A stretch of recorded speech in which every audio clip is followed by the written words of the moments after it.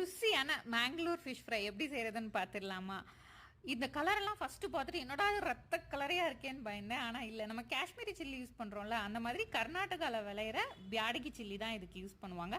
இதுக்கு நார்மல் மிளகாவும் போட்டு ட்ரை பண்ணேன். ஆனால் இந்த ஃப்ளேவர் சூப்பராக இருந்துச்சு. நம்ம நார்மல் மிளகாய் ஓகே அந்த மாதிரி இருந்தது. இதுக்கு ஒரு 25-30 மிளகாய், 2 ஸ்பூன் மல்லி, 1 ஸ்பூன் ஜீரகம் சிம்லேயே வச்சு ஃபஸ்ட்டு ரோஸ்ட் பண்ணி எடுத்துக்கணும். அதுக்கப்புறம் ஒரு கைப்பிடி அளவு கருவேப்பிள்ளை, ஒரு 5-6 பல்லு பூண்டு, ஒரு பெரிய துண்டு இஞ்சி ஆட் பண்ணி இதெல்லாம் ரோஸ்ட் ஆனதுக்கப்புறம் நல்லா ஆற வச்சுட்டு மிக்சி ஜாரில் அரைக்கிறதுக்காக எடுத்துக்கிறப்போ ஒரு பெரிய சைஸ் நெல்லிக்காய் அளவு ஒரு புளியை ஆட் பண்ணிவிட்டு ஒரு 1/2 ஸ்பூன் மஞ்சள் தூள் ஆட் பண்ணி இது எல்லாத்தையும் கொஞ்சம் கொஞ்சமாக தண்ணி ஆட் பண்ணி அரைச்சி எடுத்துக்கோங்க. அதுக்கப்புறம் இதை மீனில் தடவி 25 நிமிஷம் ஊறினதுக்கு அப்புறம் எடுத்து வறுத்து சாப்பிட்டு பாருங்களேன், அம்பட்டு ருசியாக இருக்குங்க. எங்கள் வீட்டில் வந்துட்டு ரொம்ப பிடிக்கும். நான் நார்மல் மிளகாய் போட்டு ட்ரை பண்ணப்போ அந்த டேஸ்ட்டோட இந்த ஃப்ளேவர் சூப்பராக இருந்தது.